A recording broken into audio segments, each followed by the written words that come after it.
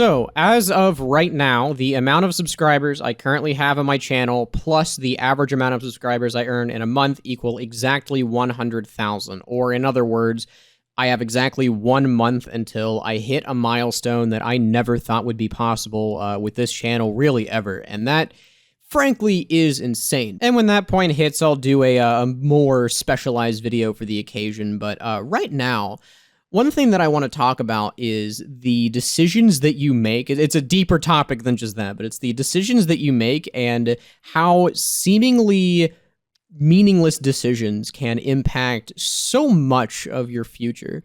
I'll give some examples with my videos, and then I'll talk about it in, I guess, a more general sense. So a couple nights ago, I was like really thinking hard about like, man, I can't believe that what used to be a hobby is now reached the point where like the YouTube official company will send me a plaque. And I was scrolling through all of the videos and looking at my old ones. And one thing that I kind of realized is that there are quite a few videos that had I never made, the state of my channel would be incredibly different. I don't know where I would be today without like a couple specific videos. And at the time, the videos that I made were really just nothing. It wasn't like they were anything important or any huge projects. I just uploaded them because I thought they'd be cool.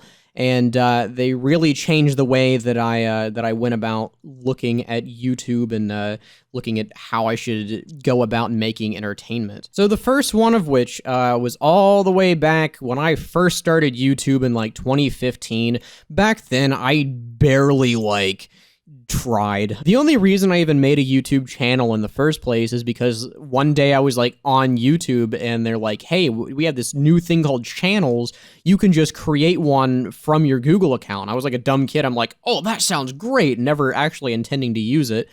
And then I started uploading stuff to it. I was a big fan of TF2 videos like back in the day, and I decided to make just a couple random ones. The second one that I ever made, which was called Rage of the Kitties, kind of in the style of the old 2013 and 14 kid rage videos that were popular at the time, I just made because I really liked the other videos, and I was like, you know what, if I can contribute to this giant pool of them, then I might as well. It sounds like fun. And that video, with me having barely any subscribers, got to like 300,000 views within a year. And a year really wasn't that long in the scheme of how often I uploaded early on. And had I not just randomly stumbled across an angry child in a game of CP Well, there's a very good chance that I would have never come back to YouTube. I probably just would have uploaded a couple things and then said like, that was kind of fun. All right, on to better pastures. I remember coming back in 2018. I had like remembered the video that I made. I was like, oh, my YouTube channel has like 500 subscribers. That's actually quite a lot. I might as well make like commentary stuff. And I made like really generic live commentaries, but it's like really, had it not been for what was just seemingly some random afternoon after school, the entire course of the last like 5 years of my life would have been so much different. And that it's so weird to think about how very minor stuff just has that much of an impact. But that also kind of gets you thinking of like, what opportunities did I have or what decisions could I have ever made that would have completely flipped things in other directions? Obviously, the only reality that I know is the one consisting of all of the decisions that I have made. So there's always that like, maybe not existential crisis, but always that wonder of like, what if I'd have done some other minor thing entirely different? What if I would have like left from my house 5 minutes late one day? What would that have changed? And it's a cool but admittedly scary thing to think about, of like all of the possible realities that you could be living in had you made very minor decisions. And I don't know, that's kind of what I've been like thinking about recently. I guess to reel it back in, another seemingly just nothing video that I made, and I don't even think I have this up anymore. It was called like Medieval Mode, Bad Hitboxes, and Random Critical Hits, or something like that. It was some like really generic live commentary video. You watch it, you're like, wow, this is like the lowest quality entertainment that's ever come out of this website.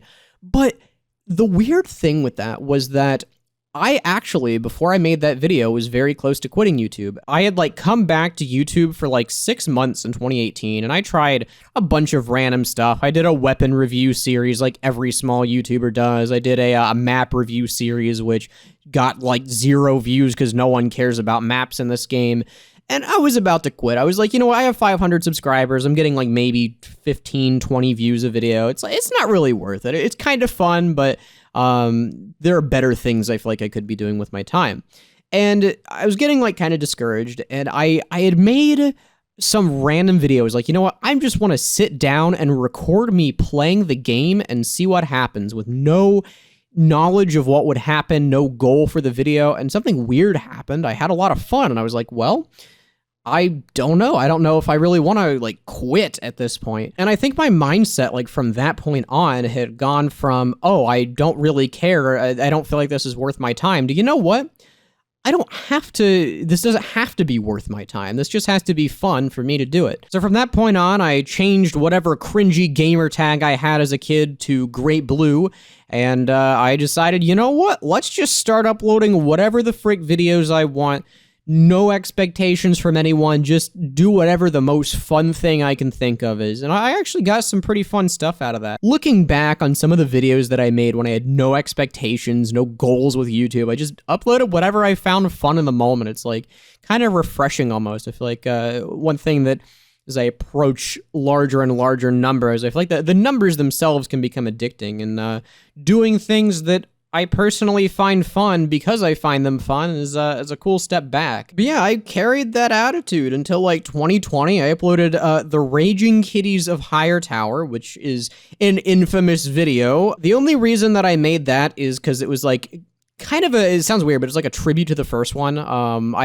One thing that I like love to do is just remaking my older videos that I think could have been done better. I remade the very first video I ever made like somewhat before that, and I was like, okay, we'll do this one. And it got like, I think that became the most viewed video on my channel and made my subscribers go from like 2,000 to 4,000 within a couple weeks. And what's weird is I had planned on making that video and uploading it like right before my school let out for this summer, and just taking the summer off saying, you know what, I'm going to try to find other hobbies. YouTube is like fun and all, but it's just whatever. I don't really care. And I made that, and it doubled the subscribers on my channel within a couple weeks, and that like renewed my interest. So I was like, you know what? Now that I actually have like a fairly good audience, I got like maybe 4,000 subscribers at that point. I want to actually make videos and focus on making thumbnails that I think people want to watch versus just making whatever I want. I think there's like a big mindset shift.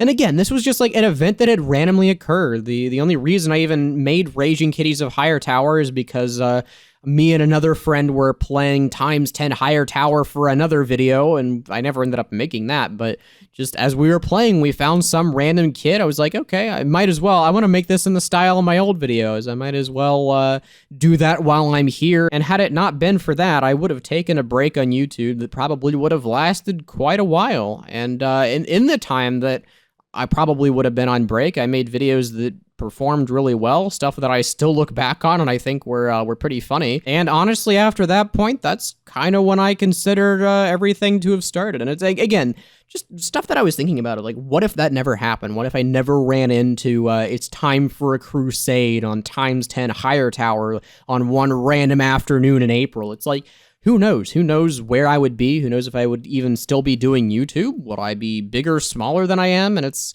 kind of weird and almost intimidating to think about, like what chain of events could have happened leading from that I would never expect. And what really affected this is when I made the weapon generator video. So the story behind the weapon generator video, ironically, for a while, like all of the most popular videos I made on my channel, I never actually intended to do. They were just like things that I found and tried to do a really quick video on as I was making bigger projects. And this one, I was working on, I used to have a series called Fixing TF2's Worst Weapons that I want to remake at some point because I think I did a poor job with it. But I was like trying to find a way to create assets for that, like little weapon cards that I could put in the video, and that way I wouldn't have to like do them manually. So the thing that I Googled was TF2 weapon or custom weapon generator or something like that. I found one website that generated these like weapons from scratch. I'm like, this is really weird. I'll just do like a 5-minute video on this while I work on other stuff. And for whatever reason, YouTube decided that that was the best thing to ever grace the face of the TF2 side of YouTube, and never really stopped the popularity on that. And it's like, again, had I not been lazy that one day and wanted a faster way to make weapon cards, where in the world would I be at this point? Because that series alone made me go from like, I think 8,000-ish subscribers at the end of 2020, end of 2020, to like, I think a good 25,000 by the middle of the year, like tripled my subscriber count almost from that alone. And it's like, I don't know, it's a completely random occurrence that I could have never predicted. And the only reason I even bothered fixing TF2's worst weapons is because, like, almost a year after I made one of the videos, it's like it suddenly caught the algorithm, and I wanted to make a follow-up. So I don't know. It's a lot of stuff, and I guess you can kind of see where all of these random events kind of piled on top of each other, and whether that's proof that YouTube is just all luck, or whether that's proof of something more existential in life, I don't know. I don't want to get like super deep on this channel. I kind of want to keep it fairly surface level, but I'm trying to think, were there any other videos that I made after the weapon generator video that like really changed how I did stuff? Oh yeah. Okay, I hate to admit this, but the weapon reskins video, what if reskins were different, where the accursed meme that I still don't fully understand came from, that video I kind of made off the cuff, because at that point my channel had mostly been stuff that I just recorded like live, or didn't really script in any way. I just opened up whatever program and just went for it. That was the first time that I said, you know what, I want to just talk about something wacky, but I don't know like what I'm going to say. There's no way I'm going to keep track of all this information. I'm just going to write a quick script and see how that goes. And the fact that video, number one, I really had fun making it, and that was like a big thing. But number two, a lot of people liked it, and I was like, well, crap. I thought this was going to get like no views because it was just some really wacky concept that doesn't affect TF2 at all. I thought the entire comment section was, yeah, this is a video that really needed to be made. But people liked the ideas that I had. I decided to just start continuing that style, and I think that video kicked off the main type of video that I'm kind of known for now. But like everything else, the only reason that I even bothered making the what if reskins were different video, the reason that I got the inspiration from that, is because I had been pretty big in the TF2 times 10 at the time. That was like one of the bigger series on my channel, and I decided, you know what, I want to make a video rebalancing all of the weapons in TF2 times 10, and I think that'll be like a good way to finish off the TF2 times 10 series. And I was looking and getting really confused on why the reskins in that mode were different, and I was like, you know what if it was like that normal TF2? And that's how that video came to be. It's just random coincidences that one thing led to another, and it's like, well, okay, I wouldn't have made that video had I not done TF2 times 10 stuff. It's I don't know, just a lot of series of events that it's still kind of hard to wrap my head around, like the web of stuff. And what's really weird, so I uploaded that video on August 26th. Within the span of a week, I think my channel like really drastically changed. And I don't know like how this many things happened to occur within the span of a week. So I uploaded the reskins video. 2 days later, I was like, okay, well, a couple random guys invited me to do a no restriction sixes tournament. So I had never talked to these guys before. It was just a bunch of YouTubers. I thought it was going to be like, oh, it's just going to be a pretty basic collab with a bunch of people that are about the same size as I am on the platform. Always down to try out some of those. And me and Space Guy in Line and Brickiest Brick and It's Feckin' Raw and Inferno and Cyber Wizard, we all did the tournament. And after the tournament was done, we're like, yeah, that was kind of fun. All right, see you guys later. Maybe we should collab sometime. And none of us left the server because it was fun. And we're like, okay, well, the next day we like hopped on TF2 just to play. We're kind of bored. And I was like, hey, before you guys go, do you guys want to help me with something random? So I invited them onto a CP Wells server, and I recorded the spawn camping video that I made a long time ago. And we had so much fun with that we like changed the server from like, oh, a temporary collab server to like a more permanent hangout group, and we kept inviting people. And the reason that really affected stuff is That was like the first networking I had ever done with TF2. I kind of been a loner up until that point, and it just so happened that I lucked out, and the first people that I ever collabed with were like really cool people, and then we like became very quick friends, like all of us throughout the span of a month, and we kept inviting people, and now we have the Chuckle Nuts regular collaborations, people that I really enjoy the company of, and I talk to regularly, and it's like, how did I even end up there? And then 2 days after that, I guess 3 days, on August 31st, I uploaded what I thought was a filler video just about Class Wars, and that was the first time that I had even touched live commentary stuff, like proper playing the game and commenting in years, and I was like, all right, that did really well. So that all really changed the way that I viewed YouTube from then on out, and I think that was the point where I decided that I like really wanted to keep improving my stuff.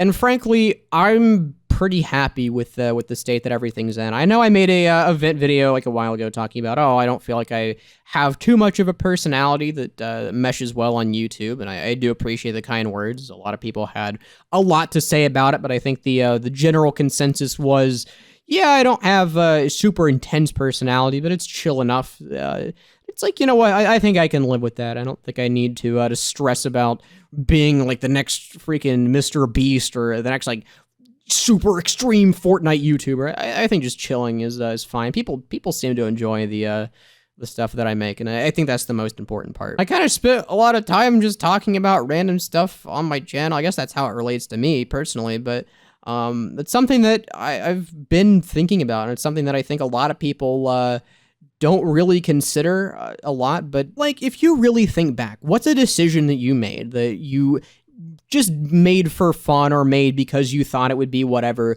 that really changed the entire direction of your life? That's kind of, I guess, what I've been thinking about, and that's what I encourage you to think about in what apparently has now become like some kind of TED Talk. I don't really know where this video is going. I don't think too hard about these. I just sat down and spouted whatever was on my mind. But anyway, to kind of wrap it up, I think that I've been very thankful for the support that's been given so far. I have no idea how any of the stuff that I'm making is doing as well as it is. I think it's rare for me to get a video that gets fewer views than I have subscribers, and it's like, I don't know, on YouTube especially, like, how does that even work?